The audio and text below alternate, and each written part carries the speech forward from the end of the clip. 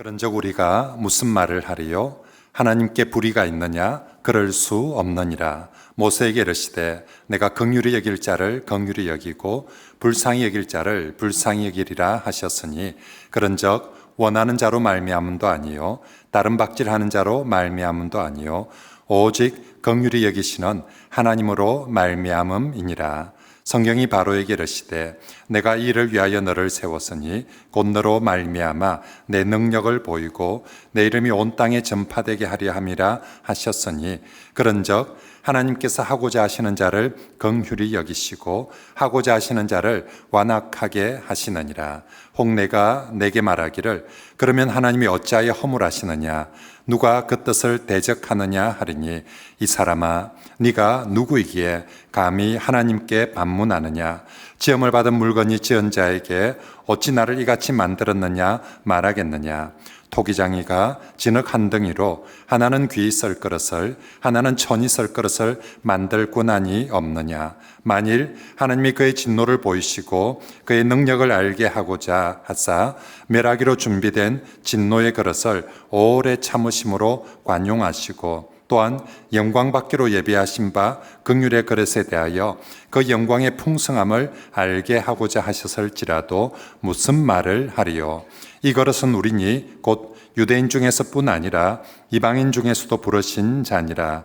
호세아의 글에도 이르기를 내가 내 백성 아닌 자를 내 백성이라 사랑하지 아니한 자를 사랑하는 자라 부르리라. 너희는 내 백성이 아니란 그곳에서 그들이 살아계신 하나님의 아들이라 일컬음을 받으리라 함과 같으니라. 또 이사야가 이스라엘에 관하여 외치되 이스라엘 자손의 수가 비록 바다의 모래 같을지라도 남은 자만 구원을 받으리니 주께서 땅 위에서 그 말씀을 이루고 속히 시행하시리라 하셨느니라. 또한 이사야가 미리 말한 바 만일 만군의 주께서 우리에게 씨를 남겨두지 아니하셨더라면 우리가 소돔과 같이 되고 고모라와 같았으리로다 함과 같으니라. 아멘. 지난주에 로마서 9장 설교를 시작하면서 로마서 9장부터 11장까지 새로운 한 단락의 주제인데, 지금 믿지 않는 이 이스라엘에 대한 하나님의 신실하심을 다루는 말씀이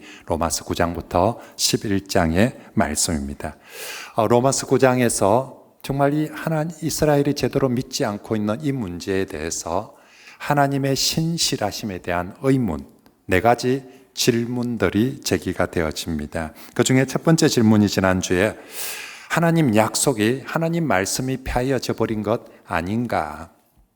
하나님께서 지금도 과연 이스라엘에 대해서 신실하신가에 대한 질문이 첫 번째 질문이었습니다. 여기에 대해 지난주에 하나님은 자신이 선택하고 부르신 자들에게 언제나 신실하시다라고 말씀을 드렸습니다. 이제 오늘 본문에는 두 번째, 세 번째 질문이 나옵니다. 두 번째 질문은 하나님께서 그러면 선택한 사람들에게만 신실하시다며 그건 하나님의 불의가 아닌가? 그건 불의한 것 아닌가 하는 질문이고, 세 번째는 선택받지 못한 사람에 대해서는 어떻게, 왜 하나님께서 허물하고 심판하시는가? 이 질문들이 이제 오늘 본문에 나오고 있습니다.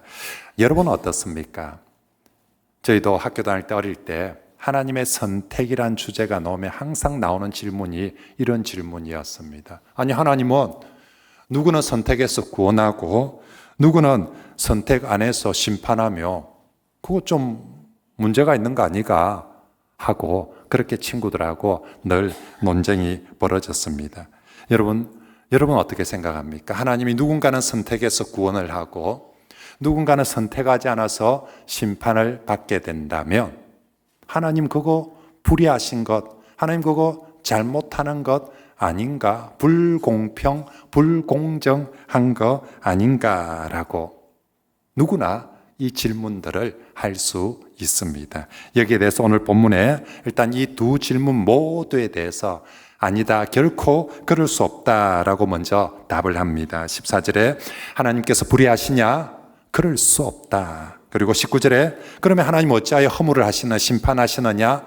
20절에 이 사람아 네가 누구이기에 감히 하나님께 그렇게 반문하느냐라고 두 가지 모두 아니다라고 얘기를 먼저 하고, 왜 아닌지, 왜 하나님이 불의하신 것이 아닌지, 왜 하나님께서 선택받지 못한 사람들에 대해서도 심판하실 수 있는지에 대해서 설명합니다. 자, 그 중에 먼저 하나님께서 정말 그렇게 선택한 사람들에게만 신실하면 하나님 불의한 것 아닌가라는 질문부터, 질문의 의도는 그렇죠. 하나님이 누구는 선택해서 구원하고 누구는 선택하지 않아서 심판한다며 우리가 흔히 얘기하고 주장하는 그 공평, 공정, 정의롭지 못한 그 불공평하고 불공정한 거 아닌가라고 질문하는 것입니다. 여기에 대해서 오늘 성경은 하나님의 선택은 불공평, 불의한 것이 아니라 죄인들에게 베풀어 주시는 긍휼이다라고 그렇게 답을 합니다. 그러면서 그 한 예를 드는데 15절 말씀에 모세에게 이르시되 내가 긍휼히 여길 자를 긍휼히 여기고 불쌍히 여길 자를 불쌍히 여기리라는 출애굽기 33장 말씀을 인용하면서 예를 듭니다. 저 말씀이 무슨 사건, 어떤 히스토리였냐면 이스라엘 백성들이 하나님의 은혜로 애굽에서 출애굽해서 광야에서 시내산에서 지내는 동안 출애굽한 지 구원받은 지 얼마 때도 않았는데 모세가 시내산에 올라간 동안 이스라엘 백성들이 밑에서 하나님을 버리고 금송아지 만들어 놓고 난리를 쳤던 사건이 일어납니다. 그때 하나님 입장에서도 얼마나 화났겠습니까? 조금 전에 저들을 출애굽 구원해서 시내산에서 10계명을 주면서 1계명, 2계명이 뭡니까? 너는 나 외에 다른 신을 섬기지 말고 나를 위해서 어떤 우상도 만들지 말라라고 조금 전에 10계명 주가지고 1계명, 2계명 다 그렇게 지키기로 약속했는데 며칠 지났다고 금송아지 만들어서 이게 하나님이다 하고 막 난리를 쳤습니다. 하나님께서 너무너무 실망해서 내가 저것들 다 심판해 버리겠다라고 그렇게 했을 때 모세가 옆에서 간청을 합니다. 하나님 한 번만 봐주이소. 차라리 내 이름을 지워서라도 이 백성들 좀 용서해주고 이 백성들 살려주세요 라고 그렇게 모세가 하나님 앞에 간청하고 그 간청을 하나님께서 들으시고 대답해 주시는 말씀이 바로 저 말씀, 내가 불쌍히 긍휼히 여길 자를 긍휼히 여기고 불쌍히 여길 자를 불쌍히 여겨 주겠다라고 하신 말씀입니다. 자, 다시 정리해 볼까요? 상황은 그때 이 사람들 모두 다 금송아지 사건 때문에 죄지어서 심판받아야 마땅한 사람들, 죄인들이었는데 하나님께서 모세의 간청을 듣고 그 죄인들을 심판받아야 될 죄인들을 심판 안 하고 긍휼히 여길 사람은 긍휼히 여겨주고 불쌍히 여겨줄 사람은 불쌍히 여겨주었다. 이게 잘못한 일입니까? 이게 불입니까? 다 심판받아야 마땅할 사람한테 심판 대신에 긍휼을 베풀어 준 게, 불쌍히 여겨 준 게 이게 하나님께서 비난받아야 될 일입니까? 아니지 않습니까?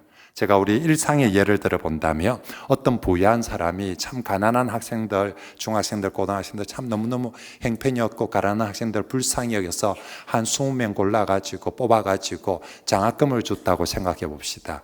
아니 왜 다 안 주고 20명만 주냐고, 뭐 이런 게 다 있냐고. 그럴 수 있습니까?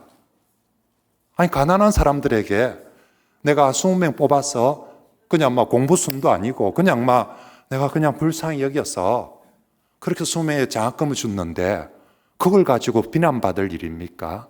아니 당신이 왜 그 사람들을 불쌍히 여깁니까? 저 사람들은 불쌍히 안 여기고 왜 저 사람들만 불쌍히 여깁니까? 그럴 수 있는 문제가 아니지 않습니까? 똑같은 원리로 우리가 로마서 1장부터 3장에 사람에 대한 얘기를 처음 시작할 때 모든 사람의 형편이 어땠다고요? 죄를 지었다고 했습니다. 그래서 하나님의 진노를 받을 수밖에 없는 죄인이었습니다. 그런 죄인들인데 그 중에서 하나님이 심판하고 진노해야 마땅한 죄인들에게 하나님이 긍휼을 베풀어 주시기로 작정을 하시고 누군가는 선택해서 긍휼과 구원을 베풀어 주셨다면 그것이 불의입니까? 아니죠. 그것은 불의가 아니라 죄인들에게 무엇을 베풀어 주신 겁니까? 은혜를 베풀어 준 거예요. 긍휼을 베풀어 주신 것. 다 공평하게 하면, 공정하게 하면 다 심판해 버리는 것이 그게 정의고 공정인데 하나님은 공정하게 다 심판을 해주는 것이 아니라 하나님께서 불쌍히 여길 자를 불쌍히 여겨준 것입니다. 그래서 우리가 선택을 받은 것이고 구원을 받게 된 것인 줄 믿습니다. 반대로 하나님의 선택은 어떤 사람은 죄인된 모습 그대로 내버려 두는 것입니다. 죄인된 모습 그대로 내버려 두며 심판을 받게 됩니다. 자, 그러면 심판을 받아야 될 죄인들이 심판받도록 한 것은 불의입니까? 잘못한 거예요?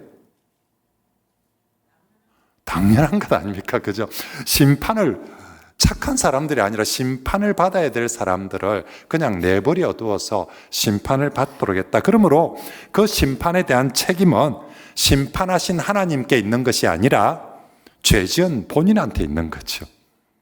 그죠? 죄지은 죄인들 본인이 죄를 지었기 때문에 심판을 받은 것입니다. 그 예를 17절에 바로 왕을 통하여서 이야기를 합니다. 하나님께서 착한 바로를 못되게 만든 것이 아니라 못된 바로 왕을 그냥 내버려 두니까 더 못되졌어. 그래서 결국 심판을 받게 되었다. 그래서 로마서 1장 24절 말씀에도 하나님께서 저희를 자신들의 정욕대로 뭐 했다? 내버려 두사라고 표현하고 있습니다. 하나님이 긍휼히 여기지 않고 그냥 내버려 두며, 전에도 제가 누차 말씀드리죠. 사람은 어떻게 하면 지옥을 가게 됩니까? 가만 놔두면 지옥 갑니다. 왜냐하면 죄인이거든요. 그냥 가만 놔두면 사람은 죄인이기 때문에 죄를 짓고 살기 때문에. 또 한번 물어볼까요? 사람은 어떻게 하면 죄를 짓습니까? 내가 죄 지으려고 결심을 하고 연습하고 수고하고 훈련받아야 죄를 짓던가요? 그냥 가만히 있으면 죄 짓게 됩니다, 사람은. 왜요? 죄인이거든요. 우리가 죄를 지어서 죄인이 아니라 죄인이기 때문에 죄를 짓게 됩니다. 그래서 가만 놔두면 계속 죄 짓고 가만 놔두면 그냥 심판받아 지옥 갈 수밖에 없는 것입니다. 그런데 하나님께서 불쌍히 여기셔서 가만 놔두면 다 지옥 가는데 불쌍히 여기셔서 긍휼히 여기셔서 선택하시고 구원해 주시는 줄 믿습니다. 그래서 오늘 본문 18절에 그런즉 하나님께서 하고자 하시는 자를 긍휼히 여기시고 하고자 하시는 자를 완악하게 하시느니라. 모세와 그 백성들에게는 긍휼히 여겨 주셨고요. 바로나 그 사람들은 그냥 놔뒀다. 하나님이 못되게 만들었다는 것이 아니라 그냥 완악한 그대로 놔두니까 완악하게 되었다라고 말합니다. 그러므로 성도 여러분, 심판받아야 할 죄인에게 긍휼을 베풀었다고 그것이 불의가 될 수가 없고요. 심판받아야 될 죄인들에게 심판을 했다고 해서 그것이 불의가 될 수 없는 줄 믿습니다. 반대로 죄인의 관점에서 보면 죄인이 구원을 받은 것은 전적으로 하나님께서 긍휼을 베풀어 주신 은혜 때문에 구원을 받았고요. 죄인이 마땅히 심판받아야 될 죄인이 심판을 받았다면 그건 하나님의 불의, 하나님의 책임이 아니라 본인의 죄 때문에 심판을 받는 것인 줄 믿습니다.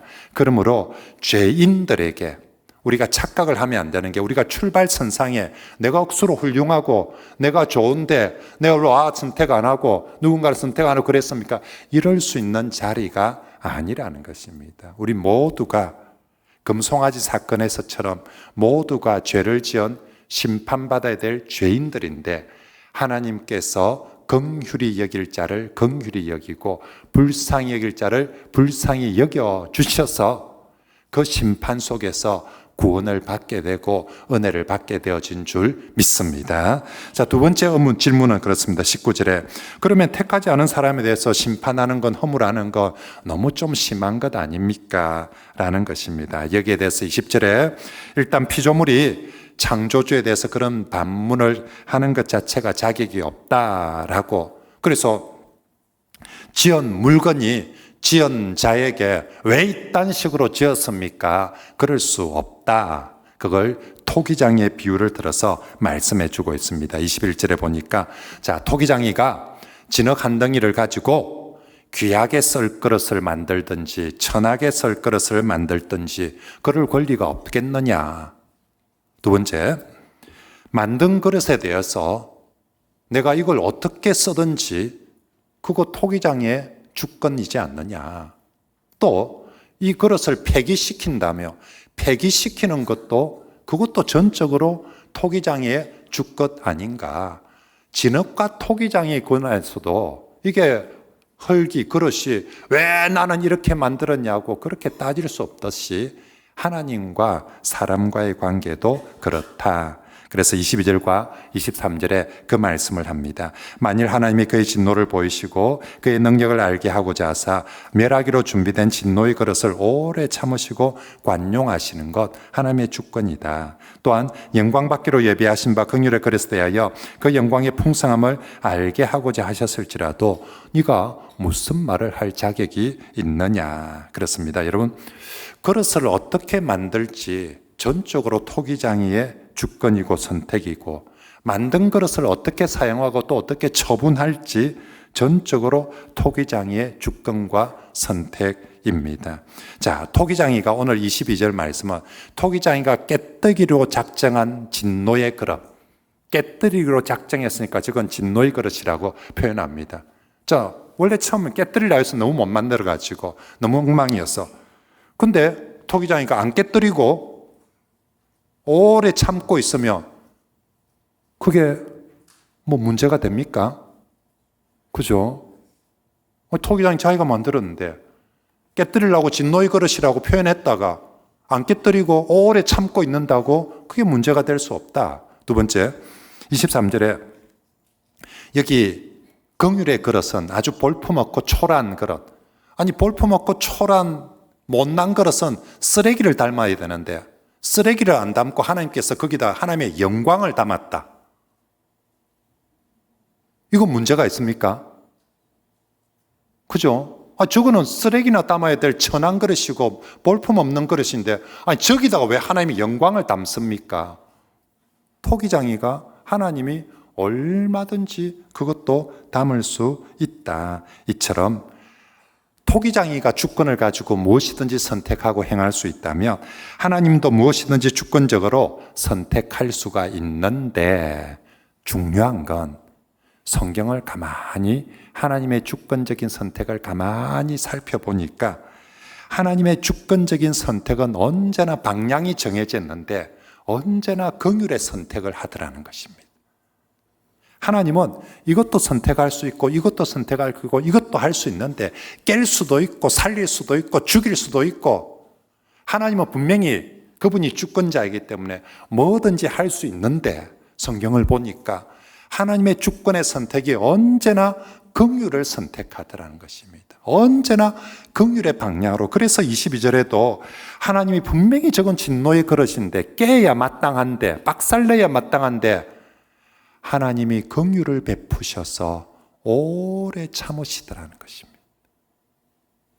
분명히 남들이 보기에 딴 사람 보기에 저기는 박살날 그릇인데 희한하게 하나님은 주권을 가지고 하나님의 선택을 가지고 오래 참는 걸 선택하시더라. 두 번째 23절에 저 볼품없는 긍휼의 그릇에 대해서도 하나님 뭐든지 할 수 있어요. 저 긍휼의 그릇을 구중물을 담아도 되고 쓰레기를 담아도 되고 아니면 깨버려도 되고 없애도 되는데 세상에 또 보니까 하나님이 그 못난 그릇에 세상에 하나님은 긍휼을 베풀어 주셔서 거기다가 뭘 담더라? 영광을 담아 주시더라. 우리 하나님이 항상 뭐든지 주권을 가지고 선택하시는데 꼭 긍휼 쪽으로 선택하시더라. 그래서 성경은 하나님을 긍휼의 하나님, 심지어는 진노를 베푸는 중에서도 긍휼을 베푸시는 하나님이시라고 그렇게 우리에게 말씀해 줍니다. 예레미야 선지자도 여호와의 인자와 긍휼이 무궁하심으로 우리가 진멸되지 아니하나이다 라고 고백합니다. 여러분, 저 예레미야 시대 나라가 엉망진창이 돼가 정말 왕부터 시작해서 백성들 모두 우상숭배의 죄에 빠지고 죄에 빠져서 하나님의 심판을 받아서 나라가 망해가는 중이거든요. 그때 예레미야가 오늘도 내가 망하지 않는 것은 여호와의 인자와 긍휼이 무궁하심으로 오늘도 내가 진멸되지 않고 이렇게 목숨을 걸고 살아가고 있습니다 라고 고백하는 것입니다. 우리도 마찬가지입니다. 오늘 여러분 6월 1일을 살 권리가 여러분에게 당연하게 있는 것 아닙니다. 사실은 내가 6월의 첫날을 이렇게 건강한 모습으로 호흡하면서 생명을 가지고 사는 거, 나 오늘 죽어도 어제 죽어도 우리 중에 어느 누구도 나 왜 벌써 죽입니까? 라고 따질 수 있는 자격이 있는 사람 아무도 없습니다. 사실은 내 죄로 인해서 어제 죽어도 아무 그게 없는 죄인인데 오늘 내가 하루 더 살고 생명을 얻는 것은 하나님의 인자와 긍휼 때문에 내가 진멸되지 아니하고 새 생명을 얻고 새 하루를 얻고 새 달을 얻어서 살아가고 있는 줄 믿습니다. 정말로 하나님 그분의 인자와 긍휼이 아침마다 새롭게 내게 적용되기 때문에 내가 아침마다 눈을 뜨고 생명을 얻어서 살아가는 줄 믿습니다. 다윗의 시편에도 내 생명을 파멸해서 구속하시고 인자와 긍휼로 관시우시며 시편 103편에 이렇게 표현합니다. 다윗도 여러 죄를 지어봤거든요. 우리가 생각하기에 저게 왕이 맞나? 요즘 같으면 바로 탄핵돼야 마땅할 만한 죄들을 짓습니다. 심판받아야 마땅할 죄들을 다윗도 다 짓습니다. 간음죄도 짓고 살인죄도 짓고 용납될 수 없는 그런 죄들을 지었습니다. 그런데 자기가 그런 죄를 짓고 났는데도 심판당하지 않고 하나님 앞에 용서받고 새롭게 되고 보니까 자기가 왕으로서 여러 왕관을 써봤는데 죄짓고 난 이후에 깨달은 것은 왕관 중에 가장 귀하고 좋은 왕관이 인자와 긍휼로 관시워 주셨나이다. 하나님이 내게 금으로 왕관보다 더 귀한 나 같은 죄인에게 하나님께서 인자와 긍휼로 관시우시니, 이걸 시편 103편에서는 자신의 가장 감사의 제목으로, 찬송의 제목으로, 하나님 정말 심판받아야 마땅할 죄인에게 하나님께서 인자와 긍휼로 관시워 주시어서 다시 왕의 자리에 있도록, 다시 하나님 자녀의 자리에 있도록 해 주셔서 감사합니다 라고 예레미야 하박국 선지자가 훗날 나라가 멸망할 그때 이렇게 기도합니다. 하나님, 우리가 진노받아야 마땅할 죄인들 백성들이지만 진노 중에라도 긍휼이 풍성하신 하나님, 긍휼을 잊지 마옵소서라고 그렇게 기도합니다. 그렇습니다. 성경이 우리에게 보여주고 가르쳐주시는 하나님은 언제나 긍휼이 풍성하신 하나님, 진노 중에도 긍휼을 베푸시는 하나님, 진노의 그릇에도 긍휼을 베푸셔서 깨지 않으시고 못난 그릇에도 긍휼을 베푸셔서 영광을 담아주시는 그런 긍휼의 하나님이신 줄 믿습니다. 그리고 그런 하나님의 긍휼은 갑자기 아이고 이제 안 됐네, 좀 긍휼을 베풀어야지 하고 갑자기 생긴 것이 아니라 구약 성경에서부터 예언되어진 변함없는 하나님의 마음입니다. 그것을 오늘 본문 25절부터 29절에서 호세아 성경과 이사야 성경을 통하여서 그 이야기를 해주고 있습니다. 먼저 25절에 호세아를 통해서 내 백성 아닌 자를 내 백성이라 하고 사랑하지 아니한 자를 사랑하리라 라고 하나님이 약속합니다. 무슨 얘기냐며, 호세아 시대 백성들이 얼마나 타락했습니까? 그걸 한마디로 엄탕한 고멜과 같은 여자. 이 여자가 얼마나 남편 버리고 엄탕한 짓을 많이 하는지. 그런데 하나님께서 이스라엘 백성이 그 엄탕한 고멜 같은, 정말 차마 내 백성이라고 부를 수 없고, 차마 내 자녀라고 부를 수 없고, 차마 사랑할 수 없는 그런 고멜 같은 여자를 하나님께서 긍휼히 여기셔서 다시 내 백성이라 불러주고 다시 사랑해 주겠다는 약속의 말씀이 우리가 읽은 25절의 말씀입니다. 그 다음에 27절에 이사야의 말씀에 나오는 건 남은 자들의 구원에 대한 말씀인데요. 그때 이사야 시대에 모두가 심판받아야 마땅한, 정말 온 나라가 심판을 받아야 마땅한 상황에서 하나님의 긍휼로 하나님이 다 심판하지 않고 남은 자들을 택하셔서 구원해 주시겠다라고 약속하는 말씀이 바로 27절의 이사야 성경의 말씀입니다. 결국 모든 구약 성경에서부터 갑자기 하나님이 지금 우리한테 긍휼을 베풀겠다는 것이 아니라 모든 구약 성경에서부터 하나님의 긍휼은 약속되어지고 그리고 시행되어져 왔는데, 여러분 이 로마서 9장에서 나오는 구약의 인물들, 예를 드는 인물들 한번 보십시오. 지난주에 로마서 9장 앞부분에 아브라함, 이삭, 야곱, 족장 시대의 사람들이 나왔습니다. 그리고 오늘 본문에 세월이 지나서 모세 시대, 광야 시대의 사람들 얘기가 나옵니다. 그리고 세월이 더 지나서 선지 시대,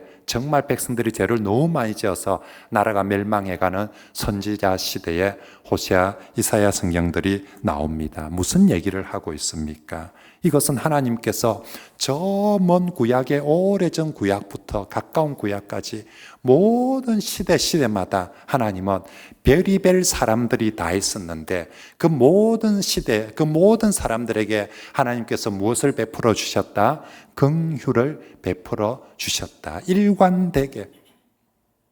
아브라함은 좀 착하니까 긍휼을 베풀고, 저 고멜 같은 호세아 시대는 너무 못됐으니까 안 하는 것이 아니라 저 족장 시대부터 모세 시대나 선지 시대나 저들이 정말 만만찮게 타락하고 만만찮게 엉망이었음에도 불구하고 하나님은 저 구약의 모든 시대에 변함없이 긍휼을 베풀어 주시고 신실하신 하나님이었음을 그 한 예들을 통해서 보여주고 있는 것입니다. 이제 그 하나님께서 우리 시대에는 이방인들과 이스라엘 사람들 모두에게 긍휼을 베풀어 주시는 하나님이신 줄 믿습니다. 그게 24절에 이 그릇은 우리니라고 표현하는 바로 그 말씀입니다. 그러므로 사랑하는 성도 여러분, 16절에 있는 말씀처럼 하나님은 언제 어디서나 긍휼하셨고요.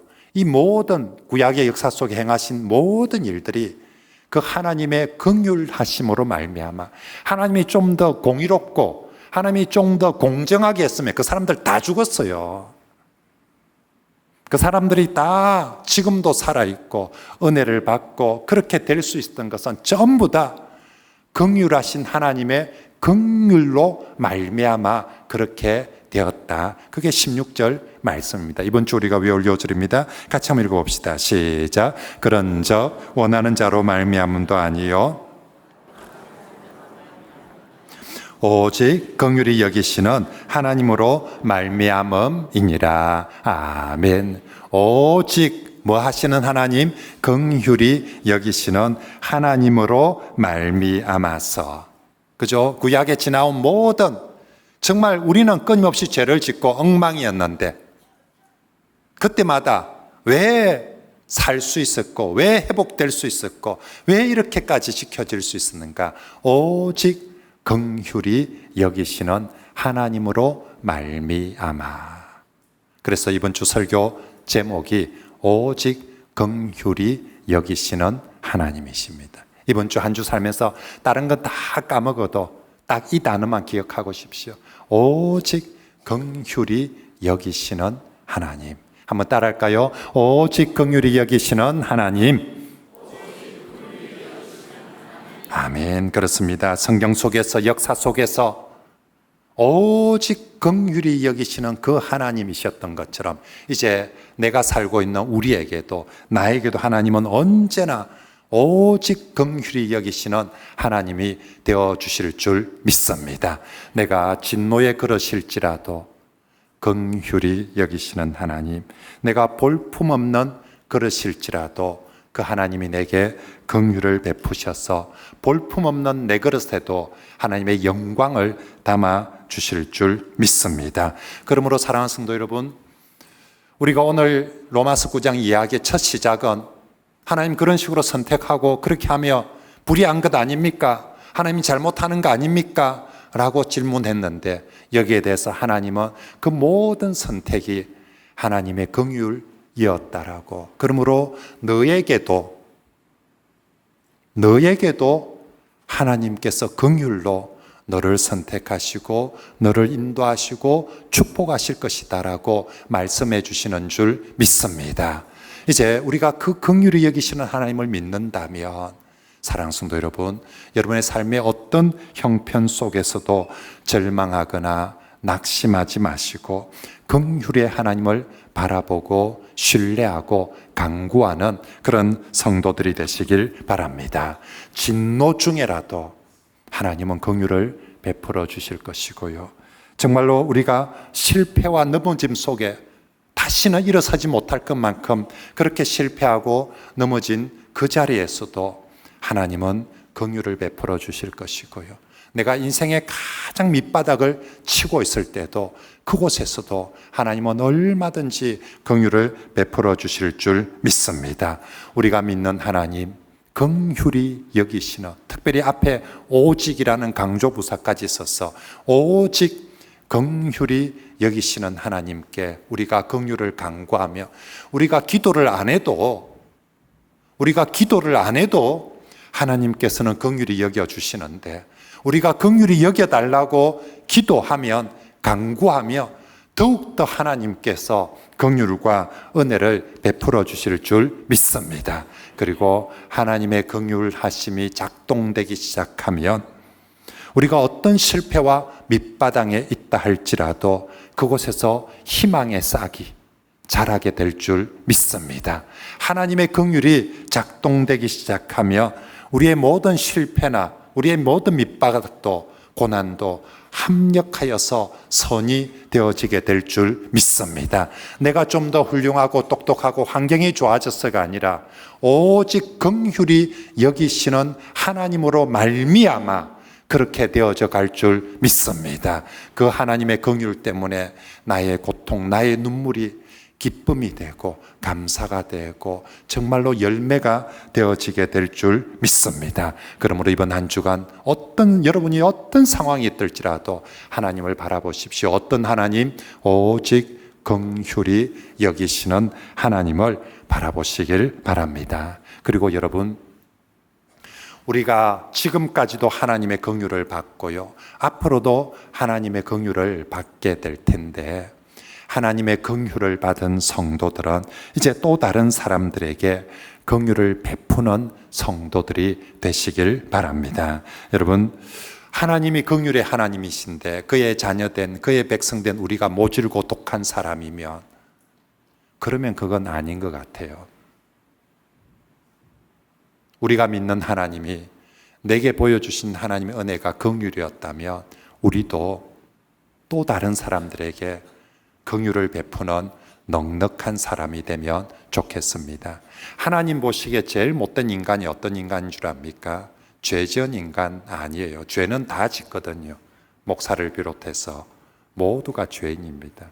문제는 죄 지은 인간이 아니라 우리가 예수님께서 달란트와 100데나리온 빚진 자 얘기 알죠? 자기는 하나님께 1만 달란트 용서받았는데 탕감받았는데 지는 가서 100데나리온 돈 100만 원 빚진 사람 맥살 잡고 죽이네 살리네 하고 감옥에 쳐넣는 그 인간이 하나님 보시기에 제일 못된 인간이. 지는 하나님 앞에 1만 달란트나 용서받고 긍휼히 받았는데 지 옆에 있는 돈 100만 원 빚진 사람한테 그것 때문에 목살을 잡고 사람을 죽이니 살리니. 성도 여러분, 우리가 하나님 앞에 1만 달란트 용서받고 정말 1만 달란트 긍휼을 받았다면 우리가 우리 곁에 있는 사람들에게 우리도 긍휼의 사람이 되시길 바랍니다. 특별히 언제나 긍휼과 사랑은 가까운 가족에게부터 베풀어야 합니다. 여러분의 남편을 긍휼히 여기시기 바랍니다. 이 인간 저 인간 비난하지 말고요, 무시하지 말고 제발 남편을 긍휼히 여기시고, 남편들은 아내를 긍휼히 여겨주시기 바랍니다. 우리가 긍휼히 여겨야 될 가장 첫 번째 중요한 사람이 남편이고 아내입니다. 그리고 부모님을 긍휼히, 해준 게 뭐 있냐라고 하지 말고 부모님을 긍휼히 여기시고, 우리 자녀들을 우리가 보기에 괘씸해 보일 수 있지만 하나님 앞에 우리는 더 괘씸했던 사람입니다. 그래도 하나님이 긍휼히 여기신 것처럼 우리의 자녀들을 긍휼히 여겨 주시길 바랍니다. 그리고 교회는 믿음의 가족들이 하지 않습니까? 교회 안에서 우리 성도들을 서로 긍휼히 여겨 줍시다. 네가 잘났니? 내가 잘났니? 서로 비난하고 서로 경쟁하지 말고 우리 성도들을 교회 안에서는 서로 긍휼히 여겨 주시기 바랍니다. 저는 믿습니다. 우리가 하나님의 마음 닮아서 누군가를 내가 긍휼히 여기기 시작하며 그 모습을 하나님 보시고 얼마나 좋아하실까. 내가 누군가를 긍휼히 여길 때 하나님은 나에게 수십 배 수백 배 더 긍휼을 베풀어 주시고 은혜를 베풀어 주실 줄 믿습니다. 우리 에베소서 4장 32절 말씀을 같이 한번 읽어볼까요? 시작. 서로 친절하게 하며 불쌍히 여기며